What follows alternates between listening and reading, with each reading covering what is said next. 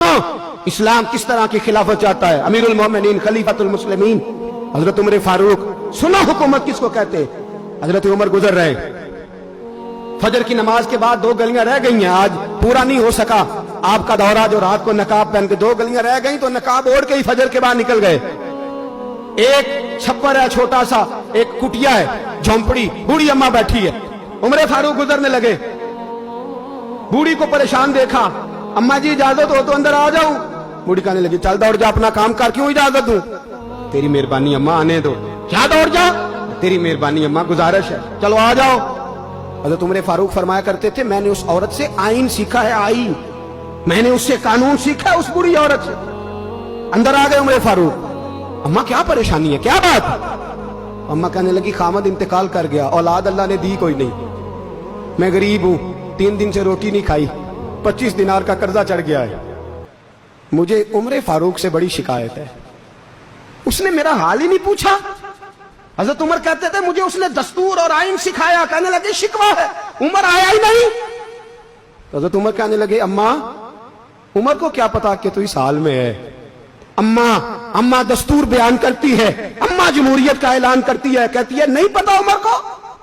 تو عمر سے کہو چھوڑ دے حکومت، اس کے حوالے کرے جو خبر رکھ سکتا ہے، نہ ادھر ادھر کی تو بات کر. یہ بتا کہ قافلہ کیوں لٹا، مجھے رہزنوں سے غرض نہیں، تیری رہبری کا سوال ہے. عمر سے کہو چھوڑے حکومت، اس کو دے جو پتہ رکھ سکتا ہے. حضرت سیدنا نافع فرماتے ہیں جس کے سامنے کسریٰ اور روم کے بادشاہ کانپا کرتے تھے، میں نے اس عمر کو بوڑھی اماں کے سامنے کانپتے ہوئے دیکھا ہے.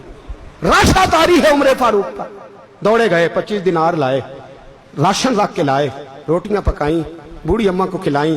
کہنے لگے اماں 25 دینار لے لے اور چل، غلطی ہو گئی، عمر کو معاف کر دے.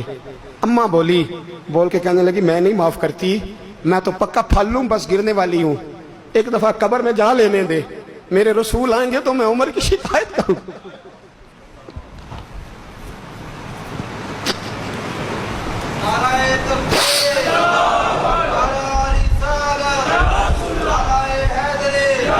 فرمایا میں شکایت کروں گی محبوب پاک سے اور عرض کروں گی حضور اسے پوچھ، اس کو نگران بنایا گیا، اس نے مجھ بیوہ اور لوارث کی خبر ہی نہیں لی.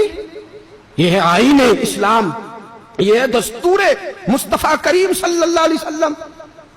یہاں کتنے غریب بھوکے سوتے ہیں، کتنوں کے بچے روز اغوا ہوتے ہیں، کتنی مصیبتیں.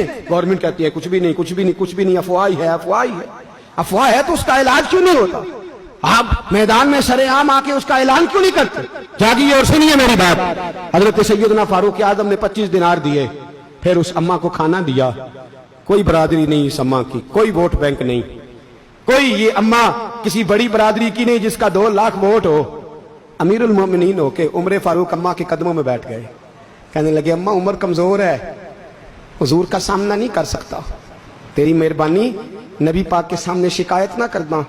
اماں کہنے لگی چل میں تیری خاطر معاف کر دیتی، جا تو مجھے کسی اچھی ماں کا بیٹا لگتا ہے، جا تیری خاطر.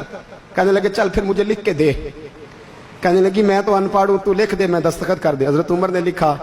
ایک بوڑھی اماں کو شکایت تھی خطاب کے بیٹے عمر سے، اور پھر وہ معاف ہو گئی. اماں کہتی ہے میں نے اللہ کی رضا کے لیے معاف، یہ دستخط کر دو. اماں کے آگے کیا تو حضرت علی آ گئے، حضرت عبداللہ ابن مسعود آ گئے. کہنے لگے عمر یہاں پھر رہے ہو، میں سارے مدینے میں ڈھونڈ رہا تھا. اماں اٹھ کے کھڑی ہو گئی، ہائے میں مر گئی، یہ عمر تھا، یہ میں نے کیا کیا؟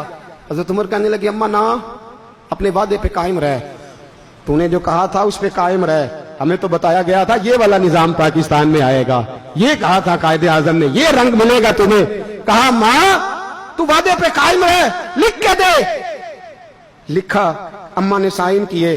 پھر حضرت علی سے کہنے لگے بطور گواہ آپ بھی سائن کر دو.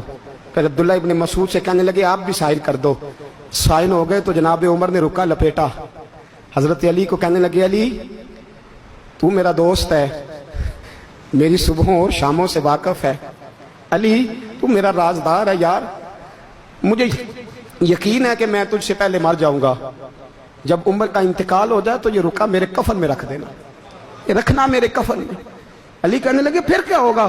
اور میں جب نبی پاک میری قبر میں آ کے پوچھیں گے نا بتا تو حکمران تھا کیا کر کے آیا ہے، تو فرمایا میں رکا نکال کے عرض کروں گا سونے ایک اماں ناراض تھی میں اسے بھی راضی کر کے آیا. حضور میں راضی کر کے آؤں، یہ یا رسول اللہ